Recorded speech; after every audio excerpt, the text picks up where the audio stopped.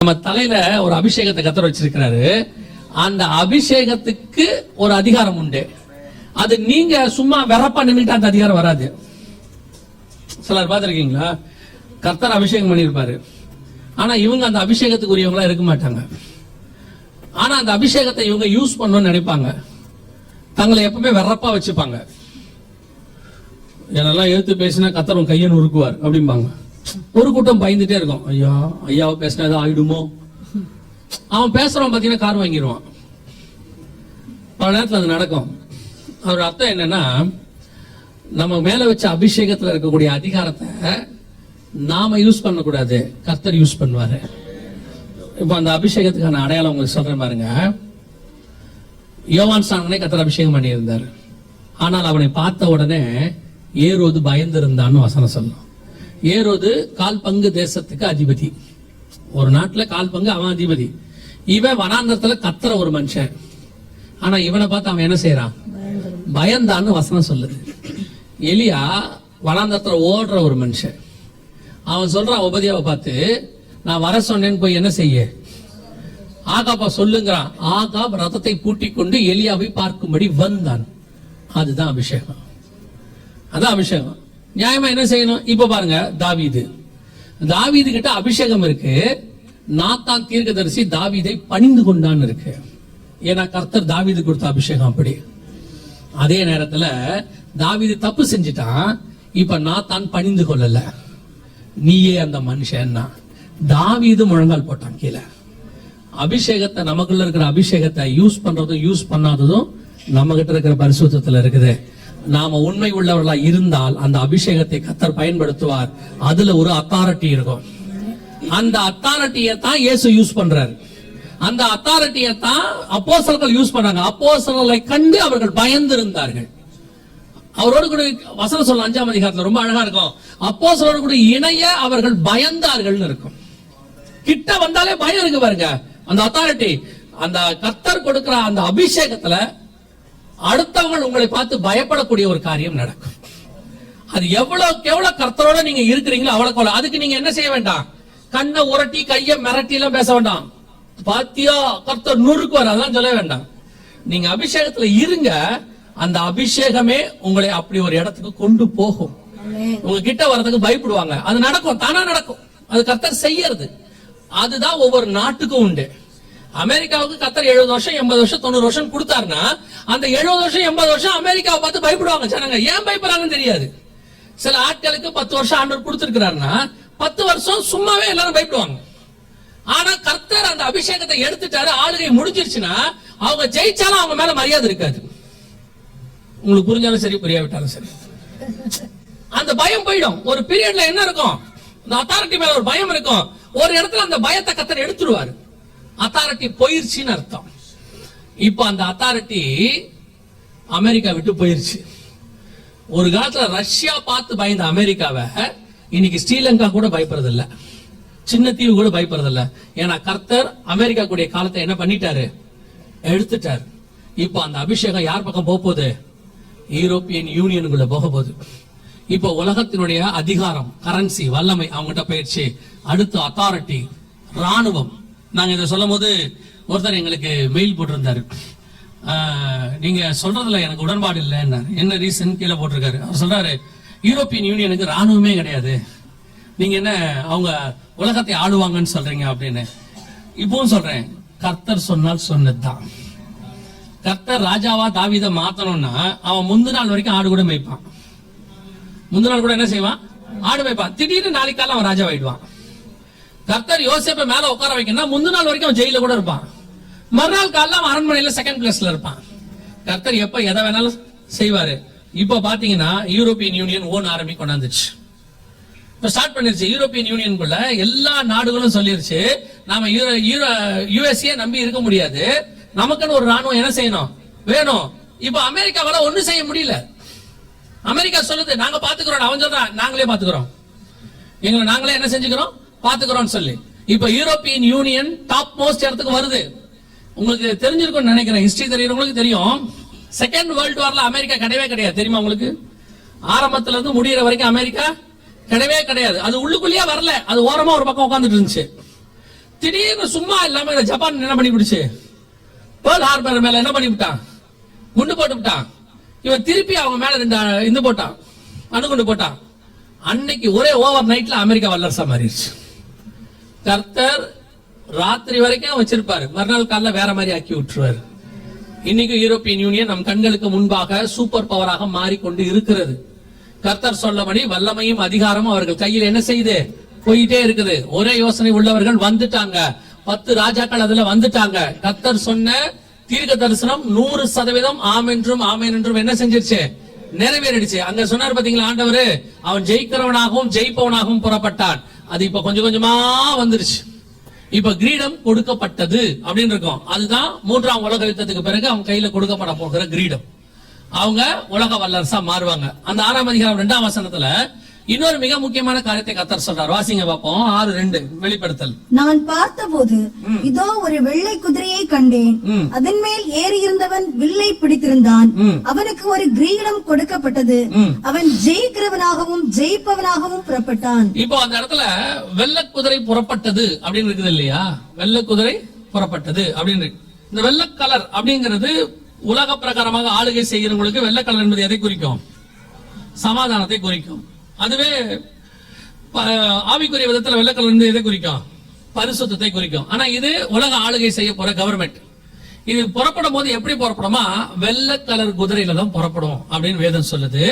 நம்ம தெரிஞ்சிருக்கிறபடி இது எப்படி செய்யணும், சமாதானமா தான் புறப்படணும். சரி, வசனம் இருக்குதா இதுக்கு அப்படின்னு கேட்டீங்கன்னா வாசிங்க. தானியேல் புஸ்தகம் 11ஆம் அதிகாரம் 21வது வசனத்தை வாசிங்க. தானியேல் 11:21 வாசிங்க. அவன் ஸ்தானத்தில் அவமதிக்கப்பட்டவன் ஒருவன் எழும்புவான், இவனுக்கு ராஜ்யபாரத்தின் மேன்மையை கொடாதிருப்பார்கள். ஆனாலும் இவன் சமாதானமாய் நுழைந்து இச்சகம் பேசி ராஜ்யத்தை கட்டிக்கொள்ளுவான். அதான் 6ஆம் அதிகாரம். ராஜ்யத்தை கட்டிக்கொள்ளுவான் தான் கிரீடம் கொடுக்கப்பட்டது.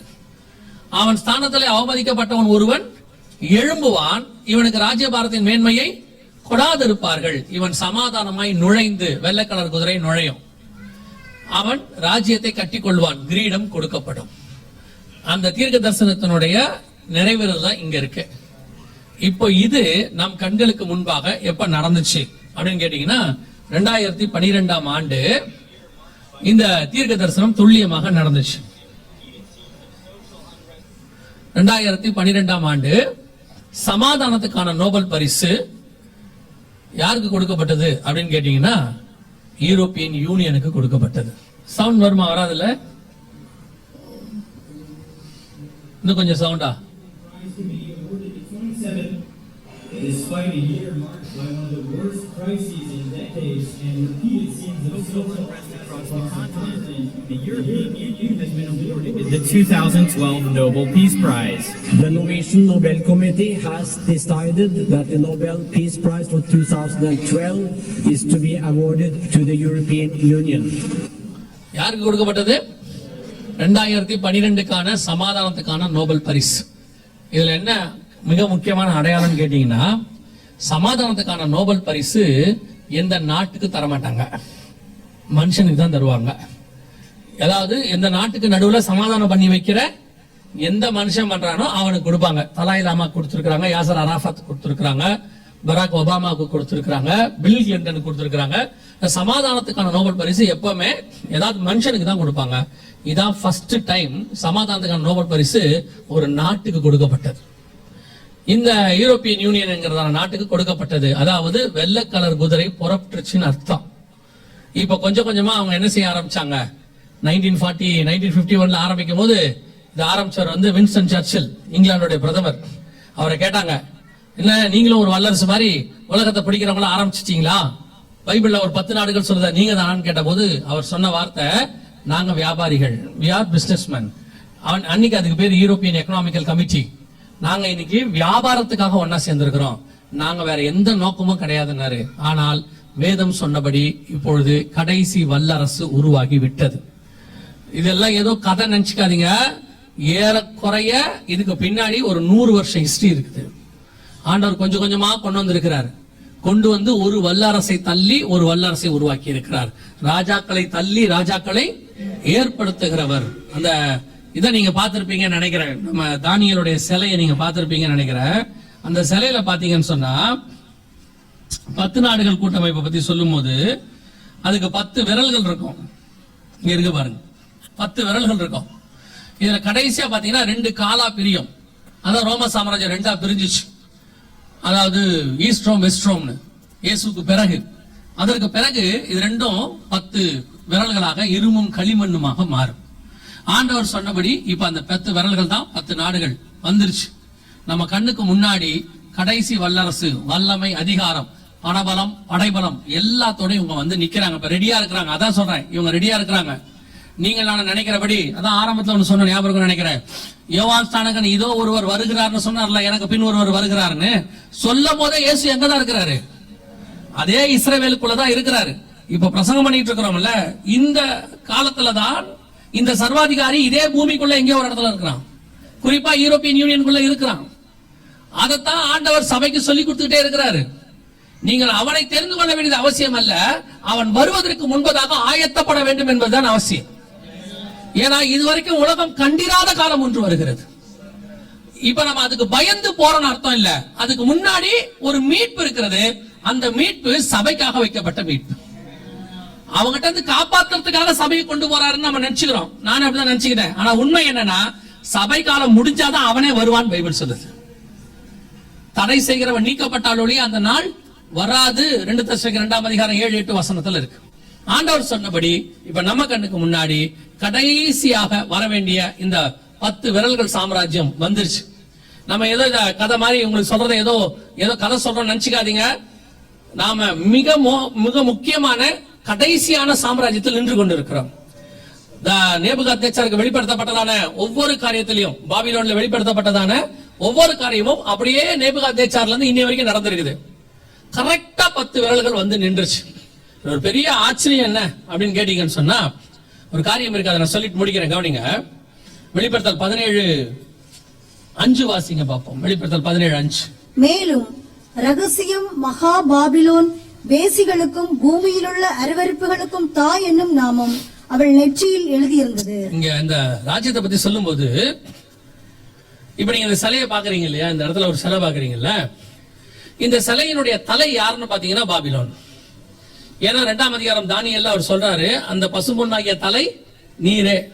சோ இந்த முழு உடம்புக்கும் கட்டளை எங்க இருந்தா வரணும்? தலைதான் வரணும். தலை இல்லாட்டி எதுவுமே இல்ல. சோ இந்த முழு சாம்ராஜ்யத்துக்கும் மூலமா எது இருக்கும்? மூளை பாபிலோன்ல இருக்கும். அதைத்தான் வெளிப்படுத்தல் 17:5 சொல்லுது. மேலும் ரகசியம் மகா பாபிலோன், கடைசி சாம்ராஜ்யம் வரும். ஆனா அது உள்ள ஒரு ரகசியம் இருக்கும். அது என்னன்னா மகா பாபிலோன் உள்ள இருக்கும். இது வந்து பைபிள் 2000 வருஷத்துக்கு முன்னாடி சொன்னது. இன்னைக்கு யூரோப்பியன் யூனியன் அவங்களோட ஹெட் குவார்டர்ஸ் கட்டி இருக்கிறாங்க. அந்த ஹெட் குவார்டர்ஸ் எங்க இருக்குன்னு கேட்டீங்கன்னா ஸ்ட்ராஸ்பர்க்ல இருக்கு. ஸ்ட்ராஸ்பர்க் தான் ஹெட் குவார்டர்ஸ் வச்சிருக்காங்க. அங்கதான் அவங்க வந்து எல்லா நாட்டுக்கும் ஒரு ஹெட் குவார்டர்ஸ் மாதிரி வச்சிருக்காங்க. ஸ்ட்ராஸ்பர்க் எங்க இருக்குன்னு கேட்டீங்கன்னா பெல்ஜியத்துக்கும் பிரான்ஸுக்கும் நடுவில் ஃப்ரான்டியர்ல இருக்கும். நீங்க அங்க போனா பார்க்க முடியும். ஆனா என்ன ஆச்சரியம் கேட்டீங்கன்னா, அவங்களுடைய ஹெட் குவார்டர்ஸ கட்டியிருக்கும் போது அதுக்கு ஒரு ஹெட் குவார்டர்ஸோடைய அமைப்பு என்னவா இருக்குன்னு கேட்டீங்கன்னா, பாபேல் கோபுரத்தின் வடிவிலேயே கட்டியிருக்கிறாங்க. பாபேல் டவர் எப்படி இருக்கும்னு சொல்லி ஒரு பெயிண்டிங்ஸ் நம்ம பாக்குறோமோ அந்த அமைப்பிலேயே இந்த ஹெட் குவார்டர்ஸ் கட்டி வச்சிருக்கிறாங்க. ஒரு இதோடைய ஸ்போக்ஸ்மேன் சொல்றாங்க, நம்ம ஊர்ல சபாநாயகர், அவர்கிட்ட கேக்குறாங்க, இது பாபிலோன் மாதிரியே இருக்குதுன்னு சொல்றாங்களே, நீங்க பாபேல் டவர் தான் கட்டினீங்களா அப்படின்னு. அவர் சொல்றாரு, நாங்க அப்படி பிளான் பண்ணி கட்டல, அப்படி கட்டி இருந்தாலும் தவறல்ல, இல்ல என்ன தப்பு இருக்குது, நாங்க பாபேல் கோபுரம் மாதிரி வைக்கிறதுல என்ன தப்பு இருக்குது அப்படின்னு அவர் சொல்றாரு. இது ஒண்ணு மட்டும் வச்சுக்கிட்டு அவங்க பாபேல் கோபுரம் அப்படின்னு நம்ம சொல்லல, இதுக்கு பின்னாடி பாபேல் இருக்குது அப்படின்னு சொல்லல. இது அவங்களுடைய செமினாருக்கு போட்ட போஸ்டர். இது அவங்க செமினாருக்கு அவங்க வெளியிட்ட போஸ்டர். இப்ப நம்ம மீட்டிங்ஸ்க்குலாம் போஸ்டர் போடுறோம் இல்லையா, அந்த மாதிரி அவங்க செமினாருக்கு போட்ட போஸ்டர். அந்த போஸ்டர்லயே அவங்க என்ன வச்சிருக்காங்கன்னா, நாங்கள் பாபேல் கோபுரத்தை தான் அவங்களோட தீமா வச்சிருக்காங்க. இது அவங்க போட்ட போஸ்டர் 2012. இதான் தீம். இதுல அவங்க என்ன சொல்ல வராங்க பாருங்களேன், கீழே இருக்கிறத படிச்சீங்கன்னா கரெக்டா இருக்கும். என்ன சொல்ல வராங்க? Europe many tongues. அவங்க என்ன சொல்ல வராங்கன்னா, பாபேல் கோபுரத்துல நிறைய நாவுகள் இருந்தது, ஆனா அத்தனை பேரும் ஒரு பாஷையை பேசினார்கள் இல்லையா, எல்லாரும் ஒரே பாஷை தானே பேசினாங்க. இவங்க என்ன சொல்ல வராங்கன்னா, யூரோப் மெனி டங்ஸ். டங்ஸ்னா பாஷைகள். நம்ம சொல்றோம்ல, டங்ஸ் பேசுறாரு அப்படின்னா பாஷைகள். நாங்க பல பாஷைகள் பேசினாலும் அடுத்து என்ன சொன்னது? ஒன் வாய்ஸ், ஒரே சத்தத்தை உயர்த்துகிறோம். ஒன்னஸ்ங்கிறாரு. எங்களுக்குள்ள பல பிரிவினைகள் இருந்தாலும், பல பாஷைகள் பேசினாலும், நாங்கள் எப்படிப்பட்டவர்களா இருக்கிறோம்? ஒரே நோக்கம், ஒன் வாய்ஸ். இதுதான் வெளிப்படுத்தல் 17:13 சொல்லுது. இவர்கள் ஒரே யோசனை உள்ளவர்கள். இது ஏதோ இன்னைக்கு உள்ள போஸ்டர் பார்த்து எழுதின வசனம் நினைச்சுக்காதீங்க.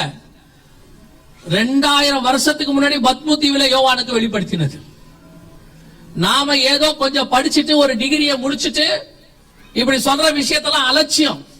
நான் சில ஆட்களை பாக்குறேன், உங்க சபையிலையும் பாக்குறேன், சில ஆட்களை பாக்குறேன், சும்மா பாக்குற வேலையில உள்ள மேன்மை, கிடைக்கிற சம்பாதித்துல உள்ள மேன்மையை வச்சுக்கிட்டு எதையாவது சொல்லும் போது அப்படி அலட்சியமா பாக்குறது. அதாவது என்னன்னு கேட்டா, பைபிள்ல உள்ள காரியத்தை சொன்ன பழமை. அந்த காலத்துல ஏதோ சொல்லி இருக்குது, இவர் பெரிய அறிவு பொத்துக்கிட்டு கொட்டுது இவருக்கு. இதுக்கு இருக்கிறதே குருவி மூளை, அதுல யூஸ் பண்றதே 6% தானமா.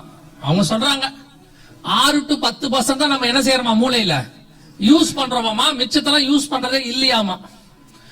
சிலர் புதுசாவே வச்சிருக்கான், அவனை விட்டுருங்க.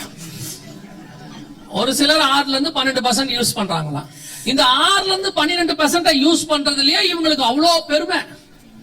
அதெல்லாம் நடக்காதுங்க. எது பைபிள்ல சொன்னது? இவர் யாரு? ஆண்டவருக்கு ஆலோசனை கொடுக்கிறவர் இவர். அன்னைக்கு ஒருத்தர் சொன்னாரு, ஆண்டவருக்கு ஆலோசனை கொடுக்கிறதுக்கு பரலோகத்துல ஒரு ஆலோசனை கமிட்டி இருக்குதான். வசனம் சொல்லுது, அவருக்கு ஆலோசனை சொல்லுகிறவன் யார்? அவரே அதிசயமான ஆலோசனை கர்த்தர். புதுசு புதுசா சொல்றாங்க. இதுல அந்த கமிட்டில இருக்கிற குரூப் இங்க இருக்குது. உட்கார்ந்து சும்மா அவர் பார்க்கும்போது பாருங்க, சில ஆட்கள் அதான் சொல்லுவேன், அப்பேற்பட்ட தேவனே இறங்கி வந்து தாழ்மையா காலை கழுவிட்டாராமா. சர்வ வல்லமையுள்ள தேவனே கீழே வந்து காலை கழுவிட்டாராமா. இது ஒரு டிகிரியை படிச்சுட்டு பார்வையா பார்க்கணுமே. நடக்கும்போது நடையில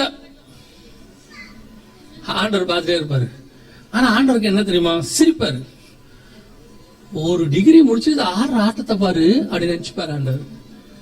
அப்பேற்பட்ட ஞானவான்கள்லாம் அத்தனை பேர்லாம் கர்த்தருக்கு முன்பாக முகங்குப்புற கீழே விழுந்துட்டான்.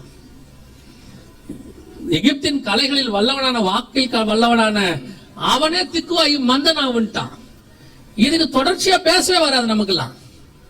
நம்ம பேசுற பேச்ச பார்க்கணுமே. நம்ம என்ன பெருமை. கவனிச்சு கொள்ளுங்க, இந்த வேதத்தில் உள்ள எழுத்தாகிலும் எழுத்தின் உறுப்பாகிலும் ஒழிஞ்சு போகாது. 100% ஆமென்றும் ஆமென் என்றும் நடக்கும்.